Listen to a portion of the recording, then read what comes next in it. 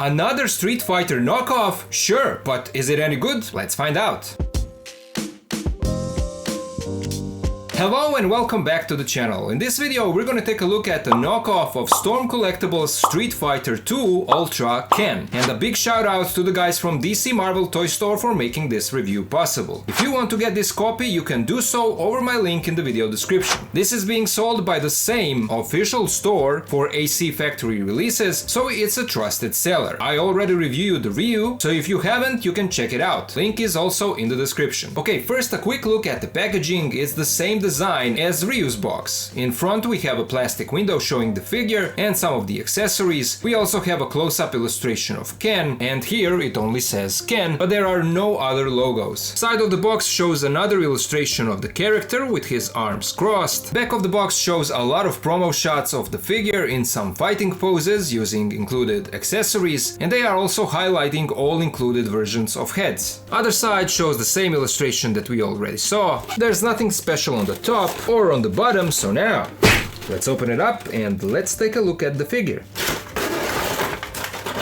Here is Ken out of the box, and while it's the same exact body as Ryu, but just in a different color, unlike with Ryu, here I had to put some pieces back together. His torso popped off, and so did the hands. Shoulder joints were too tight, so I had to heat them up with a hairdryer in order to be able to move them without the arms continuously popping out of the torso. Of course, these are the kinds of things you can expect out of a knockoff, but after I fixed those issues, the figure is pretty good. Same as Ryu, it is around 18 centimeters tall, so around the same height as the original as well, which unfortunately I don't have to compare to this copy. Taking a closer look at the details, here is how the head looks, and while it is fine for a knockoff, there are some misprints and issues in the paint on the face. As you can see, there are sculpted spots for where the eyebrows should be painted on, but they missed it, and so the eyebrows are slightly lower. They also could have done a better job with the eyes. They either missed or completely left out white parts,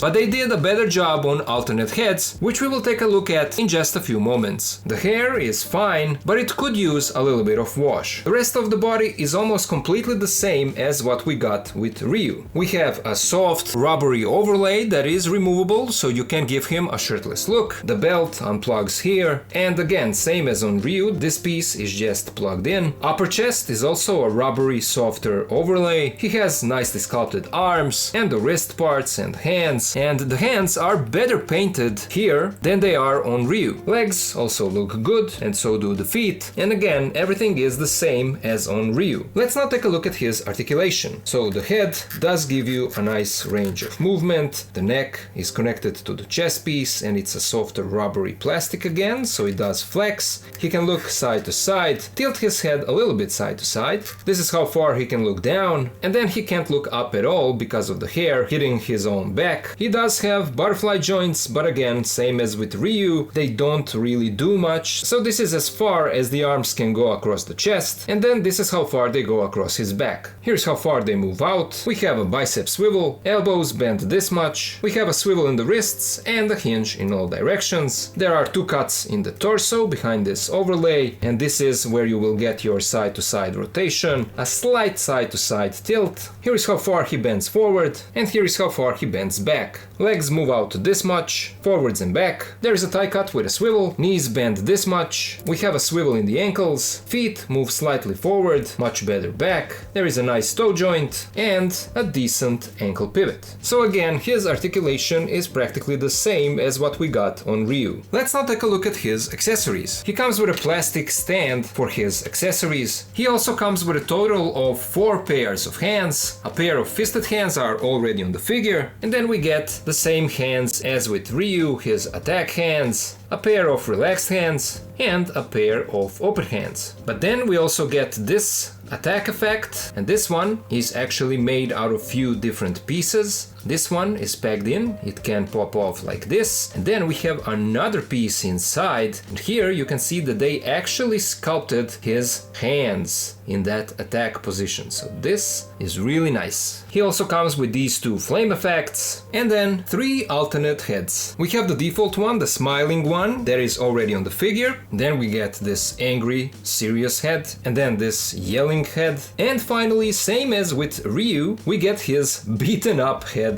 And my god, how much blood there is on this head. Look at that. And all three of these, I feel like all of them are painted much better than the default one that we saw at the beginning of the video. And just out of curiosity, could you imagine how would this head look on this Mo2 Revelation body? It does need a little bit of customizing, but I think that this could work, you know. Switching out the heads is not an issue. Here is how the neck joint looks, and here is how his beaten up head looks on the body. Switching out the hands is also not an issue. Here is the wrist peg, and for example, here is his attack hand. So switching out the hands, no issues. Let's now compare this guy to some other figures. First, here is how he scales with two other Street Fighter Storm Collectible KOs that I have here. We have him next to Guile and Ryu, and as you can see, he is the same height as Ryu because it's the same body, but Guile is definitely taller and bigger. Here is how he scales with Marvel Legends Maximum Series Spider-Man and X-Men 97 Wolverine, Mayfax Classic Suit Spidey and Daredevil, SH Figuarts Friendly Neighborhood Spider-Man and Sentinel Peter B. Parker, Star Wars The Black Series Vader and Stormtrooper, Mass Toys Symbiote Spidey and AC Factory Ultron, City Toys Brown Suit Wolverine and The Amazing Spider-Man, City Toys knockoff of Revoltech Agent Venom and Max knockoff of 2.0 Deadpool, Fonjoy Superman and Flap Toys Daredevil, LPZZ Arkham Batman and Roman Key Big Guy Base Body, Magma Forge Master, Grey Knight, and the knockoff of Storm Collectibles Karas, NECA TMNT Movie Raphael and Masters of the Universe Revelation He-Man, NECA Feral Predator and Savage Crucible Vetaris Repax, and finally YOLO Park Transformers AMK Pro Series, Optimus and Starscream. So there you go, that was my look at a knockoff of Storm Collectibles Street Fighter 2 Ultra Ken. After fixing the issues that I had with the figure out of the box, I am satisfied with how it turned out, but I do like Ryu a bit better. He didn't have the issues that Ken had, especially those misprints on the face. But again, it's still a nice copy and I do recommend it, especially if you are a Street Fighter 2 fan and you missed out on the original release. But you always have to keep in mind that these are knockoffs and some issues are to be expected. Once again,